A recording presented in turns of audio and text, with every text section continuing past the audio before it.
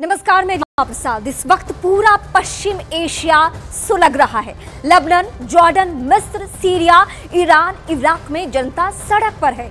Iran में parliament में Israel और अमेरिका के खिलाफ नारे लग रहे हैं। इन देशों के लोग इजराइल के खिलाफ युद्ध लड़ने की बात कह रहे हैं। इन सब के बीच अमेरिका के राष्ट्रपति इस वक्त तेल अवीव में मौजूद हैं, यानी इस्राएल में हैं। उन्होंने प्रधानमंत्री नेतन्याहू से करीब 1 घंटे की मुलाकात की और इस मुलाकात के बाद जो ज्वाइंट स्टेटमेंट जारी हुआ उसमें संदेश साफ है, इस्राएल के पीछे अमेरिका खड़ा है। और ये ने इस मीटिंग की बड़ी बात तो ये रही है कि जो बाइडेन ने अपने पूरे बयान में, पूरे स्टेटमेंट में फिलिस्तीन की कोई बात ही नहीं की है। ना ही बाइडेन इस दौरे में फिलिस्तीन के नेता से मिल रहे हैं। नेतन्याहू के तेवर अभी भी बेहद सख्त है। उन्होंने एक बार फिर दोहराया, हमास को खत्म करने की बात कही है उन्होंने। ऐसे में सवाल ये उठता है कि हमास के खिलाफ लड़ाई पूरे पश्चिम एशिया, क्या हमास के खिलाफ शुरू हुआ युद्ध महायुद्ध में तब्दील होने जा रहा है? इसी पर आज का सुलगते सवाल।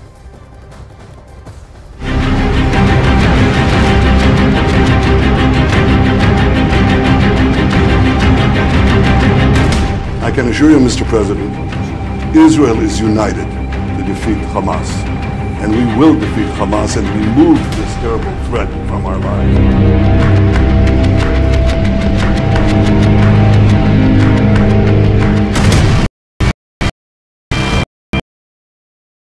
Evils and atrocities that make ISIS look somewhat more rational.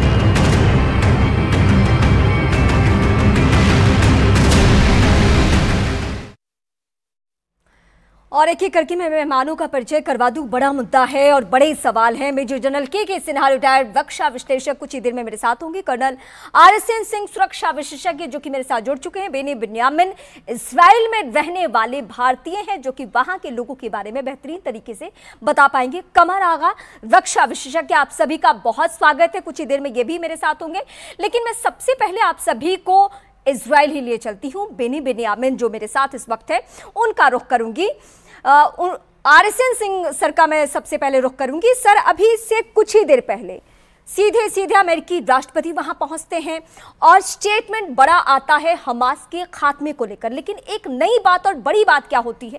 फिलिस्तीन का कहीं कोई जिक्र नहीं, किसी नेता से मुलाकात नहीं, किसी से फोन पे बातचीत तक नहीं। ये युद्ध का रुख कहां होने जा रहा है? देखिए, आज जो बाइडेन साहब ने जो बयान दिया है वो बहुत महत्वपूर्ण है और कई सारी अटकलें लगाई जा रही थी कि पता नहीं कुछ बीच का रास्ता इख्तियार करेंगे। कुछ ऐसा भी कहा जा रहा था कि कुछ चीजों को लेके अमेरिका नाराज चल रहा है, अपना जो समर्थन है उसको बड़े नाप तौल के कर दे रहा है।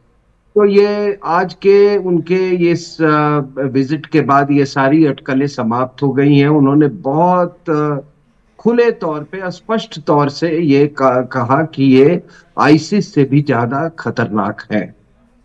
तो जब ऐसा आप कहते हैं कि आईसिस से भी ज्यादा खतरनाक है तो आपको मालूम है कि आईसिस को ध्वस्त करने के लिए कितना फोर्स का इस्तेमाल किया गया था, कितने हवाई हमले उन पर हुए थे और तब जाके वो आईसिस का उन्होंने एक टेरिटरी ध्वस्त कर दिया गया था। तो ये एक तरह से ये पूरा खुला समर्थन है। और जहां तक आप कह रहे हैं कि ये युद्ध कहाँ जा रहा है, तो मुझे नहीं लगता है कि ये इसका कोई और व्यापक रूप लेगा। ये जो ईरान बोल रहा है, अभी तो ये 7वां या 8वां फाइनल वॉर है, उस पे ज्यादा मत जाए। मुसलमान देश जो है, मुस्लिम कंट्रीज जो है, उनकी अपनी अपनी मजबूरियां हैं। अगर मान लीजिए कि ईरान हमास हिजबुल्लाह का गुट अगर सफल हो जाता है तो जिसमें UAE का क्या होगा, सऊदी अरेबिया का क्या होगा और बाकी इजिप्ट का क्या होगा, जॉर्डन का क्या होगा। तो ये सब ठीक है, ये सब राजनीति है जिसको जियोपॉलिटिक्स कहते हैं, लेकिन मुझे नहीं लगता है कि ये कोई व्यापक रूप लेगा। ठीक है, मैं इस एंगल से आती हूँ आपके पास कि युद्ध का रुख क्या होने जा रहा है, क्या ये महायुद्ध तब्दील बातें हैं नहीं, लेकिन अमेरिकी राष्ट्रपति के आने से बहुत कुछ उम्मीदें थी और उसको लेकर और क्या बातें हो सकती है, मैं सीधे के सिन्हा सर आपका रुख करूंगी। बड़ी बात यह रही है कि जॉर्डन में एक मुलाकात होनी थी, वहां पे कुछ लीडर्स पहुंचने वाले थे और वहां भी ये कहा जा रहा था कि शायद अमेरिकी राष्ट्रपति के जरिए सर एक मध्यस्थता की कोशिश होगी, दोनों ही लोगों का रुख, यानी हमास के तरफ से जो अभी तक कुछ किया जा रहा है या फिर इजराइल की तरफ से जो गाजा में किया जा रहा है और जिसपे ऐसा दावा है कि आम नागरिक भी मारे जा रहे हैं। लेकिन हो क्या रहा है, जॉर्डन की मुलाकात तो नहीं होनी है, रद्द हो चुकी है मुलाकात। जय हिंद। देखिए इमाम, जो परिस्थितियां बनी है 12 दिन के बाद, स्पेशली जो बाइडन साहब लैंड हुए हैं इजराइल में, और अभी जो हम देख रहे हैं कि किस तरह से जस्ट वन इंसिडेंट आपको वो जो गजा के हॉस्पिटल के ऊपर में 500 लोग से ज्यादा मारे गए हैं और ये लगाया गया दोष कि शायद ये इजराइल की तरफ से फायरिंग हुआ है।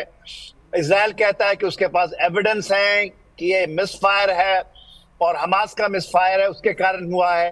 वो ये भी स्टेटमेंट दे रहे हैं कि वो ह्यूमन शील्ड की तरह को यूज कर।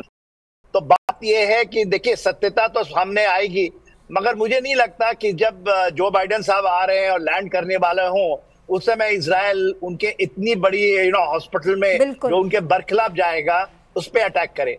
यदि आपको याद होगा कि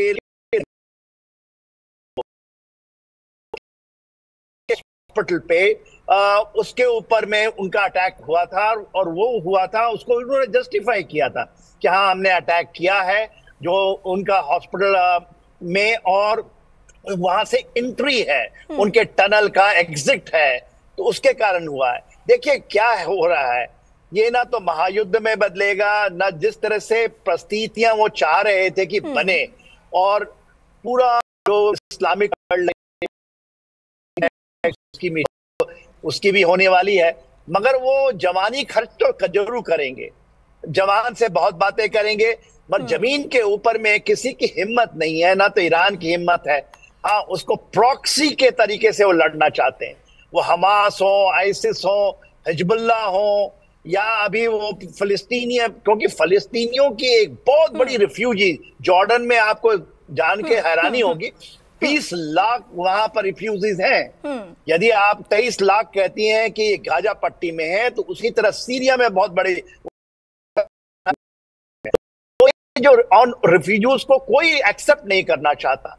तो ये जो चीजें हैं, ये ऐसा नहीं कि ये पहली बार हुआ। हाँ, पहली बार ये हुआ है कि हमास ने एक बहुत अमानवीय तरीके से कार्रवाई की है और इजराइल एब्सोल्युटली प्रणबद्ध है